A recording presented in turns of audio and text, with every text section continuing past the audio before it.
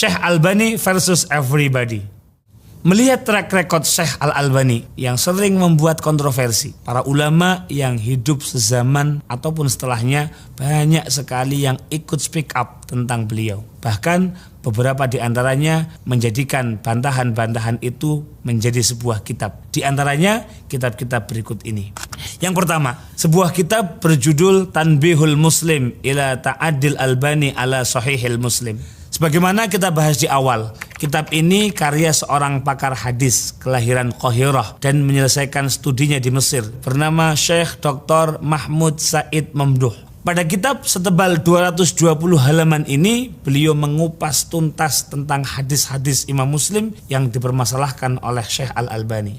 Yang kedua, sebuah kitab berjudul Al-Qaulul Muqni' fir Radd ala Al-Albani Al-Mubtadi'. Kitab ini disusun oleh seorang pakar hadis dan fikih asal Maroko bernama Syekh Al-Hafidh Abdullah bin Siddiq Al-Ghumari. Kitab ini adalah jawaban atas takliqat Syekh Al-Albani atas kitab yang dikarang oleh Syekh Abdullah Al-Ghumari yang berjudul Bidayatus Sul fi Tafdilir Rasul. Beliau keberatan dengan apa yang dicatatkan oleh Syekh Al-Albani di dalam kitab tersebut. Menurut Syekh Al-Ghumari, seringkali Syekh Al-Albani berkomentar dengan tidak memperhatikan etika dan tidak mengukur kapasitas keilmuan yang ia miliki.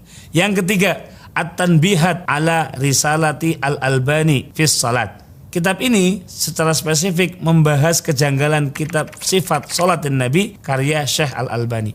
Dalam kitab setebal 60 halaman ini, Syekh Hamud bin Abdullah At-Taujiri membahas beberapa kekeliruan Syekh Al-Albani dalam kitab Sifat Salatin Nabi. Yang keempat, kitab berjudul Al-Mudhik wal Mubki min Fatawa Al-Albani. Dalam kitab setebal 60 halaman ini, Syekh Adil Kazim Abdullah membahas fatwa-fatwa Syekh Al-Albani yang nyeleneh dan banyak bertentangan dengan para ulama salaf.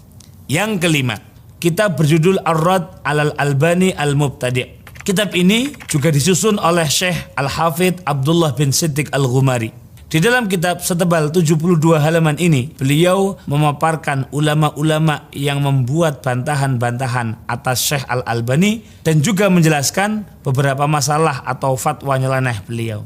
Yang keenam, Tanaqudat Al-Albani Al-Wadihat. Di antara kitab yang mengomentari Syekh Al-Albani, barangkali kitab inilah yang paling fenomenal. Penulisnya bernama Al-Alamah Sayyid Hasan As-Saqqaf yang berasal dari Ordon.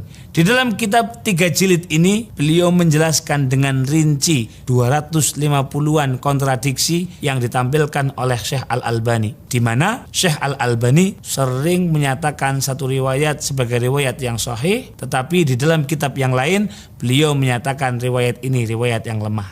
Yang ketujuh, kitab yang berjudul Qamus Syataim Al-Albani. Kitab ini juga disusun oleh Al-Alamah Sayyid Hasan Saqqaf. Di dalam kitab setebal 217 halaman ini, beliau mencuplik umpatan cacian Syekh Al-Albani kepada ulama-ulama terdahulu dan juga ulama-ulama yang sezaman dengan beliau, serta umpatan-umpatan beliau kepada orang-orang yang berbeda pemahaman dengannya. Yang kedelapan, kitab berjudul Tabyin Dolalati Al-Albani. Kitab ini disusun oleh para murid Syekh Abdillah Al-Harawi. Kitab setebal 146 halaman ini menjelaskan bagaimana Syekh Al-Albani sering melakukan overclaim atas dirinya, seolah beliau adalah orang yang paling salaf dan mengerti hadis. Yang kesembilan, Syekh Saleh Al-Fauzan dalam sebuah wawancara menyebut Syekh Al-Albani sebagai tokoh murji'ah.